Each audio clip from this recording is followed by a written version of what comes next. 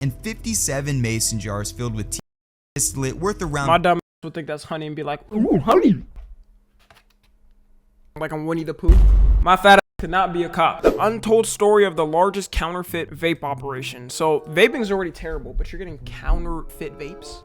At that point, bro, you might as well just smoke cigarettes, because you're going to have the same toxins probably. This is coming straight out the Temu lab. Y'all ever seen that video of that one Chinese worker that was like testing the vapes? The dude had to smoke like 20 vapes at a time. This guy is a professional vapor, because this worker tests up to 10,000 That is insane, bro. vapes every day using his mouth. His role is to make sure that every Is this the vapes before they have the toxins in them? Like, is it just like hot air? vape has the same flavor. If any vape turns Oh no, this is flavored. out to be too sweet, bitter, or has other inconsistencies, How does he even like keep track with it? If you're doing like 5 at a time, you can't keep track of which one is sweet and which isn't. it is immediately removed from production. And when asked about his job, he also admitted that he continues to smoke even after work. Nah, this is insane. Y'all doing this job for 1 million a year? Yeah, hell nah. Dude, you dying in 10 years. What's the point of all that money if you're gonna die in 10 years? I live to like 29, yeah. I mean, you'd have an amazing life though, at least. We could say that. Let's go. It was in early 2018 when two brothers from a small town in Wisconsin had dreams of making millions. The younger one, a kid named Tyler Huffhines, had been a hustler his whole life, always listening in on his mother's business meetings, flipping sneakers and used cars, and investing. That's how a low-key always starts, bro. Every entrepreneur shoot. Y'all, I was reselling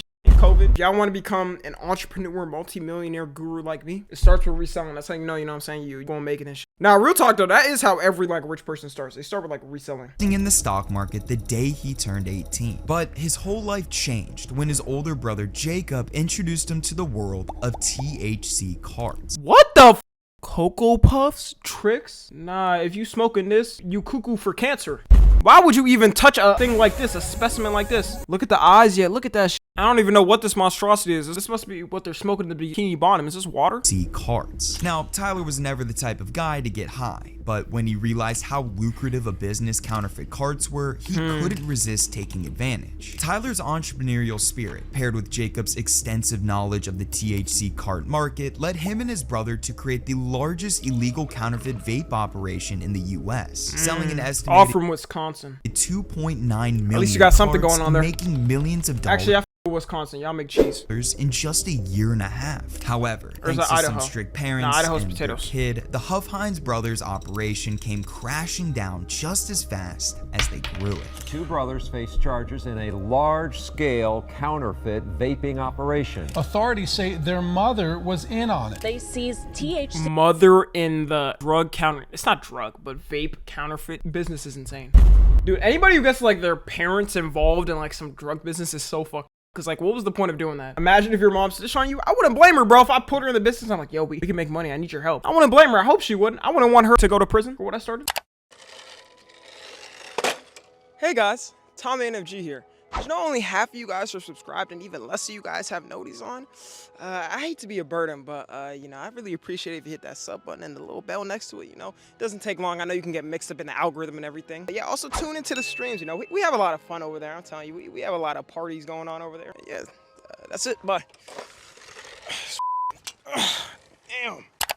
products with a street value of $1.5 Damn, million. nah, they had him in damn. Tucked in the Westosha region of southeastern Wisconsin is the quiet village of Paddock Lake. Surrounded by Yeah, I feel like you gotta do these crimes in like boring places. Like you go to Detroit or Baltimore or one of those places, Chicago, they're probably gonna expect it. vast farmlands, quiet country roads, and dotted with clusters of trees, it's a peaceful place that's far removed from the bustle of big cities. The village, home to about 3,200, is built around its namesake lake, a hub for summer boating and winter ice fishing. It's the kind of town where everyone Was that a coffee while boating? Lake, a hub for summer These boats have coffee. I've never seen this. I used to go on these boats when I was in Boy Scouts. I've never seen this. boating and winter ice fishing. It's the kind of town where everyone knows everyone, especially when it comes to their local high school. Westosha Central High School acts as the central hub for students across the Never area. seen a cup holder in a School, kayak. standing on the outskirts of Paddock Lake, is a modern building that almost feels out of place next to the village's small homes and rustic charm. But it's here where the youth of the Westosha region gather to learn, play sports, and in the case of Tyler Huffhines, make some questionable decisions. Tyler grew up with his older brother, mother, and grandfather in a quiet neighborhood overlooking Paddock Lake. From an early early age, Tyler was drawn to business, often sitting quietly behind furniture, listening to his mom's business meetings, and pleading to open his own bank account. By 7th grade, he was already on his grind flipping sneakers to make a profit. And when he entered Westosha Central as a freshman, his aunt 7th grade? Hey, what was they doing in y'all middle school to like make money in 7th grade? I remember everybody was selling soda and candy and chips. Bro, my friend was making a bag, dude. He would have a bag of chips. You would just go to the store, bro, grocery store. It was sold out by the end of the day, bro. He would make like $30 in that day, which is insane in middle school. Dude, I remember when I did it for a little bit and like these niggas stole my shit. I'm not even joking, bro. They literally stole the fucking candy like out my bag. And after that, I was like, all right, I'm not built for this business. Bro got jugged. I'm being so real. I was dumb though. I left the candy bag on my seat. I still don't know who it was, bro. I want to know where those fucking thugs are. That was a lot of candies worth. That's probably like $10 worth. And I'm mad at that. entrepreneurial skills only got sharper. While other I was my students were friend's caught up bodyguard in for selling sports and snacks. mowing That's a down good idea. I kids should have in done that. Newtown, Tyler was learning the ropes of business, taking as many business and leadership Oh, nah, not him having a Bible verse. You do not realize now what I am doing, but later you will understand. Bro, this is evil work. Jesus would not approve of this shit, gang. classes as possible while always looking for his next money-making gig. As his high school years went on, he made thousands of dollars flipping used cars while also investing heavily in the stock market the day he turned 18. After Tyler graduated high school in I remember when I first opened my stock account when I was 18. Put in $100, lost $80.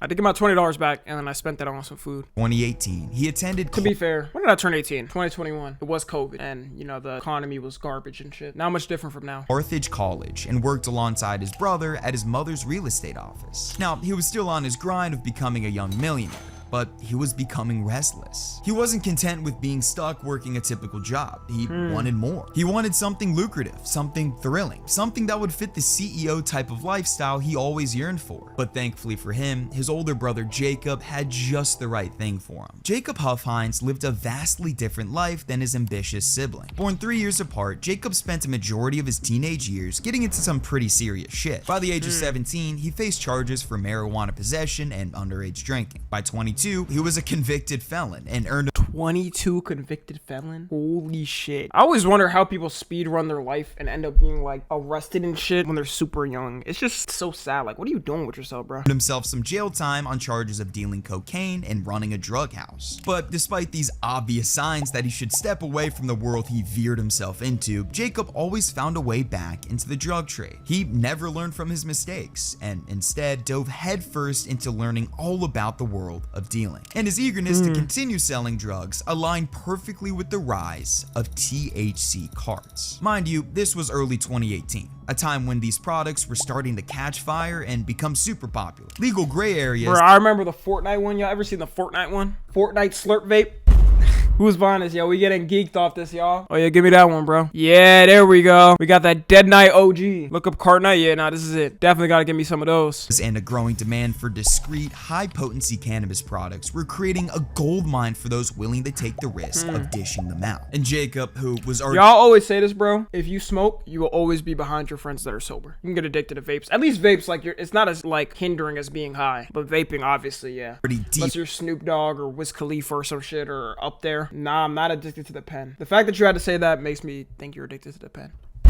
It's all good though. I'm addicted to the cup, y'all. I'm kidding. It's water. deep into this world, saw the potential to make a shitload of money from selling these carts and was willing to take that risk. But not alone. Tyler's ambition to make massive amounts of dough, paired with Jacob's vast knowledge of dealing, was a match made in heaven. A match that Tyler simply couldn't resist. When Jacob laid out his idea to Tyler, he was completely on board. And just like that, the boys started to craft up a plan. Their strategy was simple. They wanted to create an operation that cut costs and maximized profits by selling counterfeit vape cartridges. In other words, they wanted to establish what's known as a pen factory, a low-profile operation that essentially served as a middleman between THC liquid suppliers and high schoolers who wanted to get fried. Their plan revolved around sourcing empty vape cartridges and branded packaging from Chinese manufacturers for dirt cheap, and then filling them with THC liquid. Yeah, bro. It's probably like 5 cents for a box. And then they get paid like $5 and get like, I don't know, like 300, 400 boxes and they just fill it up with the serum.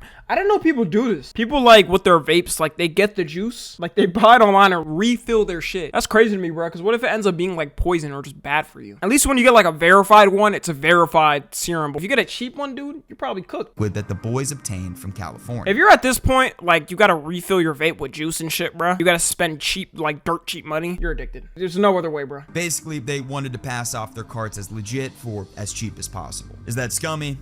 Absolutely. But it was profitable, and they made it even more profitable by opting to cut their THC liquid with cheaper oils that contained vitamin E acetate. Sound familiar? This approach used less of their expensive core ingredient while still making their product look legit, which in turn increased their margins with minimal overhead. However, even though they had a solid plan set up, the duo still had no clue where they would set up shop. I mean, Tyler probably had enough money saved up to buy a place, but they wanted to keep costs down as low as possible. So where would they go? Well, it turned out the answer was close to home. Courtney Huffhines wasn't your typical mom. She was— Wait, you're gonna tell me he really went to his mom and said, yo, I'm trying to start a vape business in the house? And she said yes? I'm just assuming, but nah, this actually might be a Walter White. Walter White's fan. a well-known— She looks like a demon. Yeah, no, that fake smile. It's something about fake smiles, bro. When people be using these fake smiles, it's so scary to me. real estate agent in the Westosha area with a larger-than-life personality that Holy difference in photos. God damn. Something lighting and makeup can do to you. It's wonders. perfectly matched her career. If you lived anywhere around Paddock Lake, chances are you saw her bright red blazers on real estate ads or her smiling face on Instagram, promoting her new listings or showing off her family's latest vacation. But beyond the posts and business attire, Courtney was someone who valued ambition and wasn't afraid to take risks. She had spent over 2 decades in the real estate game. She built her career by working with well-known real estate companies in southeastern Wisconsin and eventually opened her own place called Realty. It sounds like they're rich. Why would you even want to do something like this? Bro, your mom is in a real estate, dog. Just be under her wing or something. Let her take you to, I don't know, places. Let her help you make connections and do that. Why are you selling counterfeit vapes? Executives Unity. And despite filing for bankruptcy back in 2012, she was back on her feet by 2018. Yo, bankruptcy low-key the method. I'm not gonna lie, yo. I have to file for bankruptcy in the future for real. I thought with bankruptcy, you would go bankrupt and then you had to pay it out or pay it back. Dude, you go bankrupt and you don't pay it back. Like, I could low-key just like super spend some shit, go bankrupt, and then my debt is 0. And then if I know the methods to get rich again, start from there. The thing is, if your credit, yeah, you're low-key cooked, I'm not gonna lie. But if you got the right connections, how many times did Trump go bankrupt? Like 7 times? Nah, he had to be using some type of method, bro. There's no way in your life you go bankrupt 7 times. Like after the 3rd one, you're not like, all right, no, I gotta fix this. I wouldn't be surprised, bro, if he did like some type of shit called corruption and incompetence. The government be bailing out rich people for anything. Like they bailed out the banks. Everybody knows this in like 2008, bro. I'm gonna do that, bro. That's the method. I'm going bankrupt, y'all. And opened a brand new real estate office in Union Grove, Wisconsin, about 15 minutes from Paddock Lake. She was all about success, resilience, and self-belief. But it turns out her success wasn't just limited to selling homes, if you know what I mean. The boys approached their mother with their plan, pitching it as some kind of entrepreneurial endeavor that required a home base. And shockingly, instead of slamming the door on their wildly illegal idea, Courtney did the exact opposite. She gave it her blessing and even allowed them to use her office in Union Grove to get things started. It's almost surreal to imagine. Like on one side is Courtney's— Depends. If there's some line, he was just like, oh, we're just selling these vapes we bought from China, reselling them. She had to know. nice real estate office, and on the other side, her own sons are filling carts with booth. On January 16th, 2018, Tyler, Jacob, and Courtney kicked off their new startup with nothing more than some empty vape carts, a bit of THC distillate, and a lot of ambition. Tyler, the #1 man in the operation, knew that scaling this type of business required, well, learning the business. And this is where a man named Moo came into play. Moo, who was not a cow, but rather the boys' plug from California. Just when the story was gonna get interesting. California wasn't just their supplier of THC distillate. He became Tyler's mentor. Over countless FaceTime calls, Moo walked Tyler through every step of making counterfeit carts, like how to dip the caps in alcohol to avoid leaks and how to properly fill them. Tyler picked up this skill rather quick. Is it illegal to do this if you don't like, okay, these are fake, but is it illegal to do it if you get like real serum? Probably not. People have to be doing that because it's way cheaper to get it like that instead of just buying them here and then like reselling them. And began making his dank vapes and probably chronic need a Sour license. Patch Kids Yeah, I'd carts assume all so. by himself in a matter of days. After he got in the swing of— It's crazy, bro, how our generation, y'all realize this is low-key like how cigarettes looked like to kids back then? We're no different. Being so real, bro, if you vape, you're no different. Because back then, cigarettes, it was like, whoa, this is so cool. This is so shiny. It's showing us like all these cool different things. We see the celebrities smoking these. And then they have like Sour Patch, which is something our generation likes. Diamond, like, I don't know. I guess this just looks cool. They also had cigarette candies for kids. Like, we're literally no different, bro. Bro, even to propaganda, bro. Our generation is no different in falling to propaganda. Probably not as bad as boomers, but like, there's certain things I see where I'm like, bro, how the f you fall for that? It wasn't long before he decided he needed to invest in more supplies. Over Labor Day weekend in 2018, he flew to California carrying $300,000 in cash to purchase more distillate. A fucking insane move for a kid straight out of high school. The trip secured the steady supply of THC oil the brothers needed to ramp up production, which led them to the tall task of building their team. They started out by hiring a few associates to help fill the carts, paying them $20 an hour to do so. Yo, I gotta work for bro. How did he have that much money? He had to be making millions then. So, well above the Wisconsin minimum wage at the time. And for a while, $7. their system of Wait, how much is it? Their minimum wage is the federal minimum wage? How are y'all living in Wisconsin? How do you live there? That is literally the federal minimum wage. Still that in Texas, by the way? I thought Texas, it was like $10 or something. Wait, $7.25 per hour. Imagine getting paid this much in 2025. $58 a day. And this is not even accounting them taking for Social Security and the taxes. It probably for real ends up being like, probably just ends up being $50 or $49. And people wonder why shit is cheap over here. Like, yo, low-key, if I wasn't a content creator, dude, I would not be moving to Texas.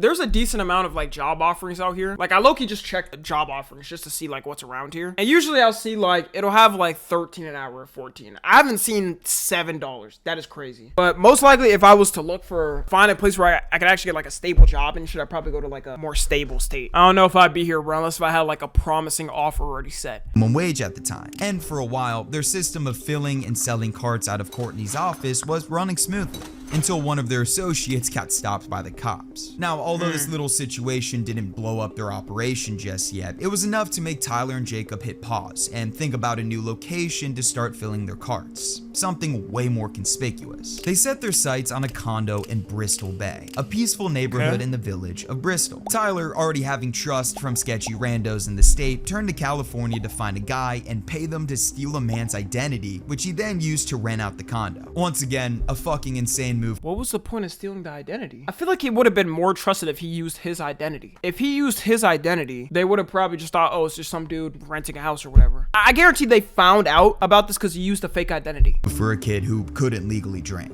But this wasn't even the craziest part. Courtney was the one who brokered the deal for the condo and was well aware that her own son was not only using a stolen identity to rent it, but also knew that they were about to run a full-fledged drug ring out of it. Courtney, honey, what are we doing? And somehow, no one suspected a thing from the condo deal, and it soon became the center of their ever-expanding empire. Over the next year and a half, their operation absolutely exploded. They went from a few helpers here and there to a full team of 10 workers who were filling between 3,000 and 5,000 cartridges a day, which equates to over 2.9 million carts over that time frame. Also during that time frame, Mr. Krabs, Tyler, tightened up the operations workflow even more to increase productivity and reduce costs. He did so by switching his workers from being on hourly pay to paying 30 cents per cart they fill. Let's say I filled $130. Damn. An equation he calculated would create more carts and cost less for him. He realized it would be more cost effective, according to Tyler, if he started paying him 30 cents a cartridge. He would save, or he would make an additional $2.20 a cartridge. From when they started in early 2018 to around August 2019, the Huffhines were killing it. Thousands upon thousands of carts were being manufactured and sold from the condo, some of which were even making it to neighboring states like Illinois and Minnesota. This officially made them a multi-state operation with absolutely no suspicion from anyone. Now, their neighbors would see Jacob, Tyler, and the gang constantly leave. I guess if you're gonna do a drug operation, go ahead and do it in Wisconsin because they don't care. Is Wisconsin, like, seriously that boring, bro? They don't check like the people doing shit like this? Maybe that's why they always set the drug operations in like farms and stuff. And come back from the condo, but they didn't think anything of it. They thought it was all normal. Well, everything seemed normal until a couple of parents about an hour away from the operation caught their kid doing something naughty. A mom and a dad were shocked to see their kid getting stoned off a cart in early July 2019 in Waukesha, an affluent suburb near Milwaukee. The parents wanting to hold— See, you can sell drug to the underprivileged communities, the impoverished communities. You sell it to the rich communities. That's when they get you, bro. That's when they're like, yo, oh hell nah. Oh hell nah, we gotta get down to this. Cause how did my kid get this fucking vape? How did my kid get this weed? Always how it happens, bro. As soon as it gets to the rich areas, whole operations get cooked. Hold their high schooler accountable, marched him down to the local police station to turn himself in. Which, I mean, is... That's low-key f***ed up. That's weird, bro. Like, okay, I'm thinking if I caught my kid, like, vaping or something underage, I'm not taking them to get, like, arrested. That is crazy, bro. If they did it multiple times, it was like 10 times. I'm like, all right, you need a lesson, bro. You're going to jail for a day. Damn. A little extreme, right? But regardless, the parents made their kid talk with the Waukesha Police Department and discuss where he got the cart from. Which is when he showed them Tyler's Snapchat. Now, Tyler would... He was using his Snap. Oh my god, he's stupid. Constantly post about the thousands of carts he had in stock, his piles of money, along with his constant trips to California to re-up his supplies. All of which was a goldmine of information for these cops. Tyler set up an account on Snapchat and sold product using the name Wisco Bag Boy. After seeing this, the Waukesha Police Department launched an investigation, meticulously tracing dealers and anyone else that could be a part of the operation. The evidence stacked up quickly, and within a month, the Waukesha cops teamed up with the Kenosha Drug Operations Group and the Racine County Metro Drug Unit to finally take down the Huffhines operation. On September 5th, 2019, around 6 a.m., authorities executed search warrants at the 3 locations connected to the Huffhines: their childhood home in Paddock Lake, their condo in Bristol, and Courtney's office in Union Grove. The first raid took place at the family's home. That's sick work, bro. The mom, she didn't even think like, eventually we'll get searched or something. Inside Tyler's room, officers found around $48,000 in cash in a fully loaded shotgun with one in the chamber. Why did he have a gun? Like he was like doing a... Well, okay, this was a legal business, but like he was like in the meth business or something. He was selling like counterfeit vapes. Inside Jacob's room, they found a loaded rifle, cocaine, weed, a digital scale, some carts, 9 Xanax pills, and around $11,000 in cash. Oh, they were doing And more than around the vapes. house, God detectives damn. discovered 8 other firearms and assorted drug paraphernalia. Up next was the Holy Grail: the condo in Bristol. At the condo, officers found 31,200 THC vape cartridges ready for shipment, 98,000 unfilled carts, and 57 mason jars filled with THC distillate worth around... My dumb ass would think that's honey and be like, ooh, honey. Like I'm Winnie the Pooh. My fat ass could not be a cop. $342,000. There were also 3 money counting machines, 18 pounds of weed, and stacks of empty packaging for brands like Dank Vapes and Chronic Sour Patch Kids. This is also where Jacob and Tyler were found and arrested. The Kenosha County Sheriff's Department executed warrants last week on 2 county properties. 2 men have since been arrested, 2 brothers. Lastly, authorities searched Courtney's real estate office in Union Grove. At the time, the place had been mostly cleared out, but police still found leftover packaging materials and drug paraphernalia, enough to show that the office was a critical part of the operation at one point. And as a result, Courtney was arrested a few weeks later. All the THC oils and stuff were gone at that time, but all the packaging, everything that was there in the... And the thing is, there was no point in her to be involved in this. She had fucking money, dog. She was one of the, like, maybe not top real estate agent, I don't know, but she was like a known real estate agent there. You are making good money as a real estate agent. Bristol. Just shows some people just get money and they need more. A condo was also there in the back of her office. So now, with all 3 Huffhines in handcuffs, it was obvious they're going to be slammed with the book, right? I mean, an illegal multi-million... Let me guess, they got slapped on the wrist. 1 year probation, 1 year jail for one of them, 6 months community service. I can already tell. Operation, identity fraud, a shit ton of firearms, selling millions of carts across state lines. They were fucked. Or were they? Tyler, Jacob, and Courtney were all charged with some pretty serious crimes, as you can see on the screen. I mean, it's literally enough to fill the entire screen. And after looking at all of those charges, it seems like some pretty serious shit. But whatever god-tier lawyers they hired got them out of all of it. Jacob was only fined $10,000 and placed on 2 years probation. What did I say? I knew probation, yep. Courtney was fined a total of $15,000. I was surprised. Nobody got jail? And Tyler, who was the one who spearheaded this entire thing, was not fined at all and only placed on 3 years probation. Bro, who the f is their lawyer? Saul Goodman? Oh, this is better than Saul Goodman. Only fined $15,000? If they're black, they would get life in prison. Not the type of person to say that, but like, it was me, bro. Yeah, I'm getting guaranteed. I gotta get guaranteed at very minimum at least 3 years prison. I just don't know how to explain that. All 3 of the people connected to the largest black market THC vape ring in the US all avoided prison time. And I don't know, maybe they just looked at it and they were like, okay, nobody died from it. Oh, if somebody died from it, they'd be cooked. And pretty much got away with everything. That was a good video. They did? Wait, people were dying? Now this is 100% about race, because what the fuck? What you mean people were dying? People did die because the counterfeits were unsafe. If you're gonna destroy your body, at least get it legally. Hey, guess what? If you're broke, you don't deserve to vape or smoke. You have not worked hard enough to earn it. Bro, at least if you're doing it, bro, you have to earn it and have the privilege of doing that. That is the only way to me that makes sense. But anyways, yeah, if you're watching them too, make sure to join the Discord and watch streams. Subscribe to Tommy NFG.